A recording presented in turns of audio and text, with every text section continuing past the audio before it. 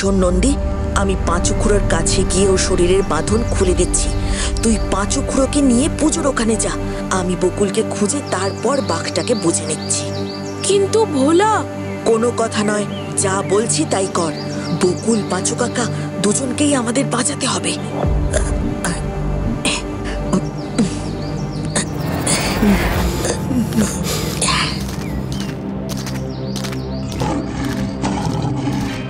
যা বললাম তাই কর, একে আমি সামলাচ্ছি। শুধু ওই বুড়োটাকে নিয়ে গেলেই হবে? তোদের বন্ধুকে বাঁচাবি না? নিশ্চয়ই বাঁচাবো, আগে তোমায় মারি তারপর।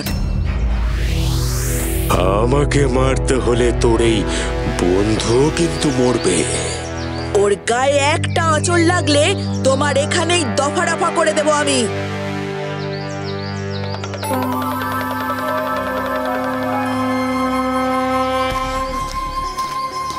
এতক্ষণে আমি এই ছেলেকে আমার বাগে পেয়েছি।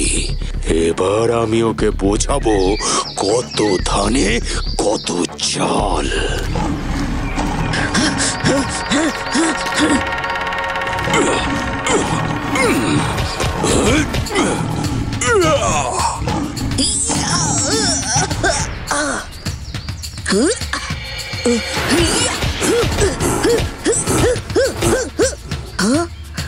কি আমার এক মারে যেখানে পাথর ভেঙে যায় সেখানে কিছুই হচ্ছে না কেন?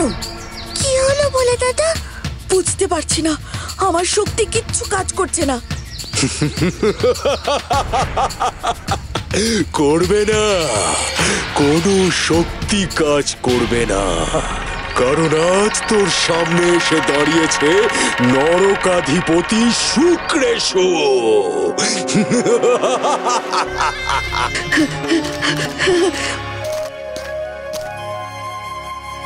মাগো, মা, আমার রাজ্য, আমার গ্রাম যে আজ প্রবল সংকটের মুখে এসে দাঁড়িয়েছে। কি উপায়ে ওই ভয়ঙ্কর মায়াবী অসুরের হাত থেকে আমি রক্ষা করতে পারি আমার এই কৈলাসপুরকে? নইলে যে ওই অসুর একে একে সব শেষ করে দেবে। মা, ওঠ ভোলা, চেয়ে দেখ, আমি এসেছি তোর ডাকে সাড়া দিয়ে। তুমি সত্যি এসেছো মা? আমাকে যে আসতেই হতো, তোর জন্যই তো আমি আজ পুড়ে যাওয়ার হাত থেকে মুক্তি পেলাম। মা, এসেছই যখন তখন বলে দাও মা, কি উপায়ে আমি নিধন করবো ওই অসুরকে? ওই অসুর কোনো সাধারণ অসুর নয় ভোলা, ও যে নরকাধিপতি, ভগবান মহেশ্বরের বরপ্রাপ্ত করেছে ও, তাই ওকে সাধারণ কেউ কোনো দিন মারতে পারবে না। তাহলে আমি কি ওকে মারতে পারবো না? পারবি, তুই ছাড়া যে এ কাজ আর কেউ করতে পারবে না। ঠিক আমি যেমন মহিষাসুরকে বধ করেছিলাম, সেইভাবেই ওই ত্রিশূল দিয়েই তোকে হত্যা করতে হবে এই অসুরকে।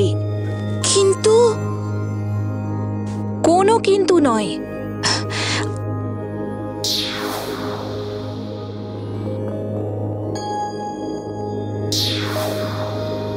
আর এই কবচ তোকে রক্ষা করবে সর্বদা। যা, আর দেরি না করে তাড়াতাড়ি যা। হ্যাঁ হ্যাঁ মা, আমি যাব। তোমার দেওয়া কবচ আর ত্রিশূল যখন আমার সঙ্গে আছে, তখন আমাকে আর কেউ আটকাতে পারবে না, কেউ না।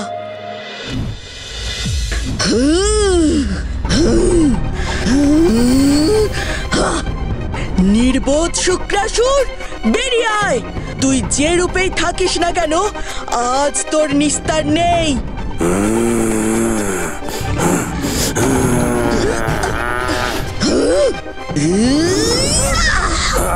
জয় মা দুর্গা, জয় ভোলানাথ। দেবীপক্ষের সূচনায় আসছে সাবাস ভোলা। 21শে সেপ্টেম্বর থেকে প্রতিদিন সকাল 9টায় সান বাংলায়।